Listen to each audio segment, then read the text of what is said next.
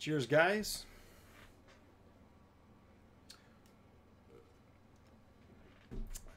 Welcome to The Elitist Geek. I'm your host, Epyx911. Wow. This story is getting more and more fucking insane by the day. So I posted my thoughts about the original Carmack versus Zenimax. And I was pretty clear at the end of the video that I didn't think Zenimax's argument would amount to much. I found it suspicious that it came hot on the heels of the Facebook acquisition of Oculus Rift. And I made some points about preventing somebody from being able to capitalize, i.e., earn a fucking living from their trade.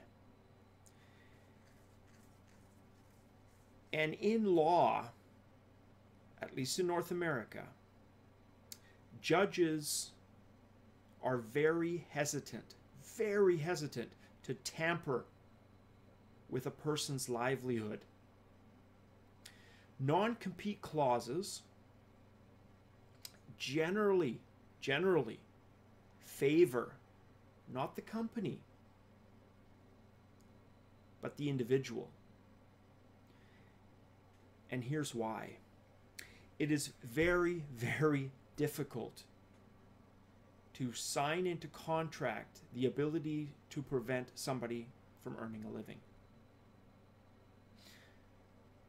This is a free capitalist society here in North America with a very pioneer mentality. Work hard, pay your dues, get ahead. And I use pioneer mentality from time to time to kind of separate it from the European and Asian approach to working in business, because I think the North American approach is fairly unique. Judges will side with a company generally if there are occurrences of theft. And I touched on that in the last video as well. If the employee took information and did harm to the company he worked for. In those cases, yes, absolutely. There are times where the judge will side with the company. But generally, when the lawsuits are just of a bitter, selfish nature, when the lawsuits seek to prevent somebody from following through on their livelihood, or when the accusations aren't specific, i.e. like theft, the judges will more often than not side with the individual. So for Zenimax to prove, in my experience, for Zenimax to prove that Carmack stole intellectual property and used it at Oculus Rift, they will have to show specific sections of code that match what he had done at Zenimax, or more specifically id, where he worked, right, when Zenimax acquired them. And that's the key. It won't be enough to just find general routines that are similar, okay? Because in most industries, if you've got a carpet layer, or you have, some type of business that's common, and the actions of that individual are common, you can't prevent them from carrying that out in future. You can't. A carpet layer will lay carpet at another company, whether that's a competitor or not. Where you could have a beef is if he steals specific technology and know-how acquired at the other company, introduces that at the new company, and helps the new company profit to the detriment of the old. So for him to just use his know-how for lack of a better term. His general know-how and his general expertise at Oculus Rift in the realm of 3D technology, that's not going to be enough. Zenimax is going to have to concretely show that Carmack has stolen sections of code. And I don't think they're going to be able to prove that. Here's a really, really cool response from Carmack. This came after the video I had posted. And it reads, "No work I have ever done has been patented. Zenimax owns the code that I wrote, but they do not own virtual reality." And that's exactly what I'm talking about. Take that to any other business. Zenimax owns specific technology for laying down carpet, but they don't own laying down carpet. And that's exactly what most judges find. Because if an employee signs a non-compete clause or, a protection of IP type contract, it's going to be very difficult to enforce if he leaves the company, because he wouldn't be able to create, he or she, a flow of income.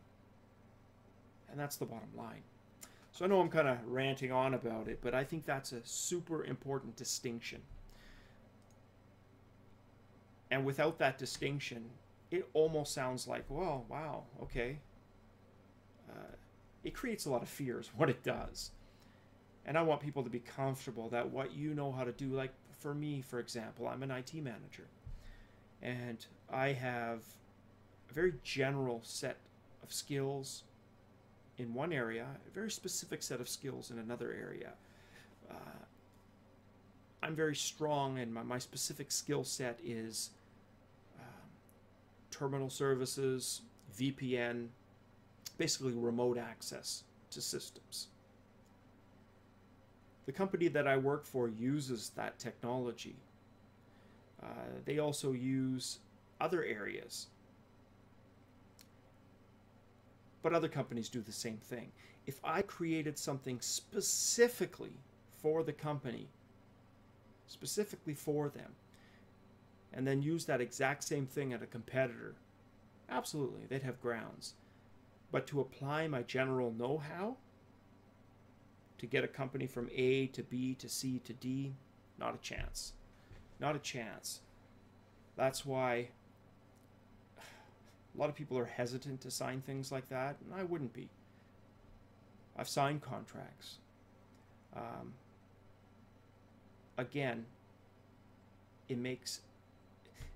it's more a statement for the other company. It's a way for them to make you feel that you can't do these things.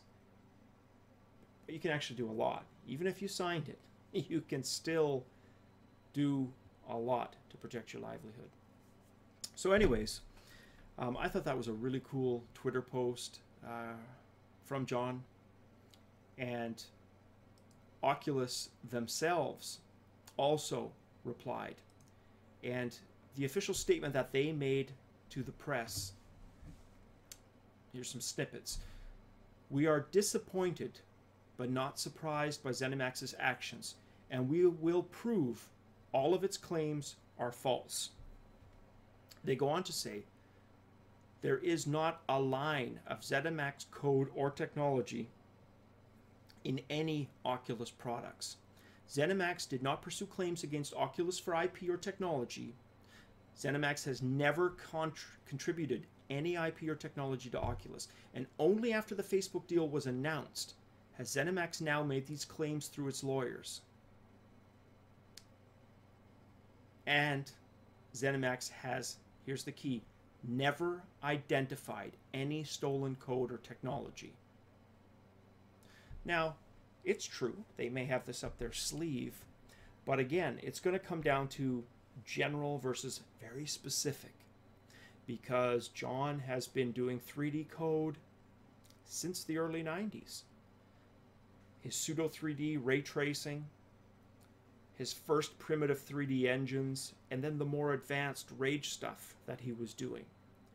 A lot of that was before Zenimax even entered the picture.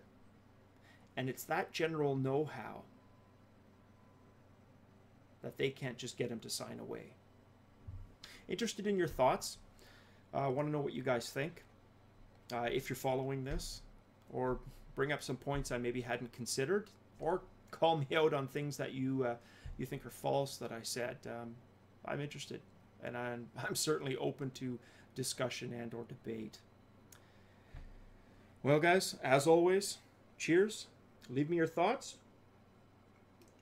Like if you like the video, and subscribe if this is the type of video that you like. I do updates, I do game reviews, anime reviews, tech talk, and general vlog style ramblings. As always, cheers, guys.